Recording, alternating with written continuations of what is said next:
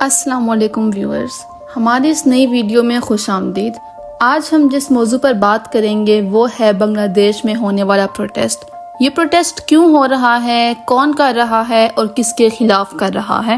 یہ protest start ہوا بنگلہ دیش کے کوٹا سسٹم کے خلاف، اور یہ پروٹیسٹ کرنے والے بنگلہ دیشی اسٹوڈنٹس ہیں۔ اب سوچنے والی بات یہ ہے کہ وہ کوٹا ہے کیا اور اسٹوڈنٹس اتنے خلاف کیوں ہیں اس کے۔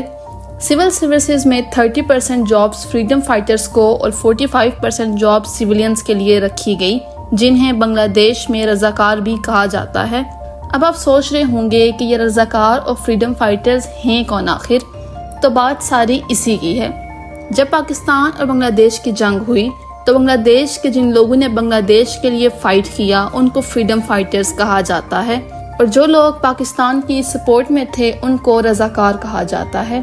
جب بنگلہ دیش آزاد ہوا تو تب کی حکومت نے فریڈم فائٹرز کو 30% کوٹا دیا سول سروسز میں۔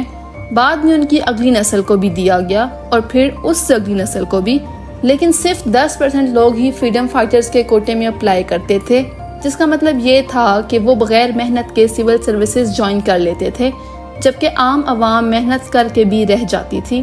2018 میں حسینہ واجد کی حکومت تھی جب کورٹ میں پٹیشن دی گئی کہ کوٹا سسٹم ختم کر دیا جائے یا پھر فریڈم فائٹرز کا کوٹا کم کیا جائے، لیکن ان کی پٹیشن کو رد کر دیا گیا، جس کی وجہ سے اسٹوڈنٹس غصے میں آ گئے اور ان نے پروٹیسٹ کیا، اور تب پروٹیسٹ کی وجہ سے حسینہ واجد نے کوٹا سسٹم ختم ہی کر دیا اور پھر سے امن ہو گیا۔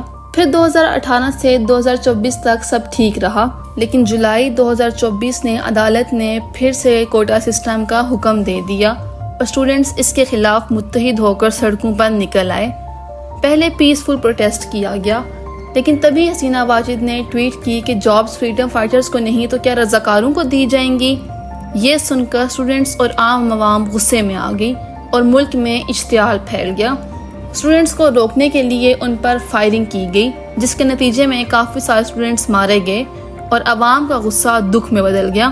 اب یہ عوام پولیس کے کنٹرول میں نہیں رہی تو گورنمنٹ نے آرمی کو انوالو کیا، ٹرانسپورٹ سسٹم بند کر دیا گیا، سوشل ایپس اور انٹرنیٹ سروسز بھی بند کر دی گئی، اور میڈیا کو پروٹیسٹ کی کسی بھی قسم کی کوریج کرنے سے روک دیا گیا، اور اس سب کی وجہ سے بنگلہ دیش کو $200 بلین کا نقصان ہوا۔ آرمی نے جو ٹینکس استعمال کیے ان پر UN کا لوگو تھا، جس سے اسٹوڈنٹس کو یہ لگا کہ UN بھی اس سب میں انوالو ہے، اور جب یہ خبر پھیلی تو ویسٹ کے کنٹریز نے بھی اس پر بات کی اور UN نے نوٹس لیا، جس کا یہ جواب دیا گیا کہ ٹینکس UN سے بورو کیے گئے تھے، جس سے لوگو نہیں اتارے گئے۔ یونائٹڈ نیشنز کا اس سے کوئی تعلق نہیں ہے۔ دوسری طرف بنگلہ دیشی 200 سے زائد اسٹوڈنٹس مار دیے گئے اور پروٹیسٹرز میں غم و غصے کی لہر دوڑ گئی اور وہ بغاوت پر اتر آئے۔ یہ سب دیکھ کر عدالت نے ایک نیا آرڈر جاری کیا، جس کے مطابق فریڈم فائٹرز کا جو کوٹا پہلے 30% تھا اب صرف 5% ہوگا، اور سیولینز کا جو کوٹا 44% تھا اب 93% ہوگا۔ لیکن یہ سب اسٹوڈنٹس کو پروٹیسٹ کرنے سے نہیں روک سکا، کیونکہ ان کو اپنے شہید ساتھیوں کا بدلہ چاہیے تھا، اور انہوں نے ڈیمانڈ کیا کہ جن علاقوں میں اسٹوڈنٹس کو قتل کیا گیا ہے وہاں کے گورنمنٹ آفیشلز ریزائن کریں، اور جب یہ نہیں کیا گیا تو اسٹوڈنٹس نے ان پر حملے کر دیے اور پولیس یا آرمی بھی ان کو روک نہ سکی، اور یوں حسینہ واجد نے بالآخر ریزائن کر دیا اور بنگلہ دیش چھوڑ کر چلی گئی، اور اسٹوڈنٹس کو ان کی قربانیوں کا صلہ ملا۔ یہ سب دیکھ کر آپ کو کیا لگتا ہے؟ کیا یہ ٹھیک تھا یا غلط؟ ویڈیو پسند آئی ہو تو ہمارے چینل کو سبسکرائب کریں۔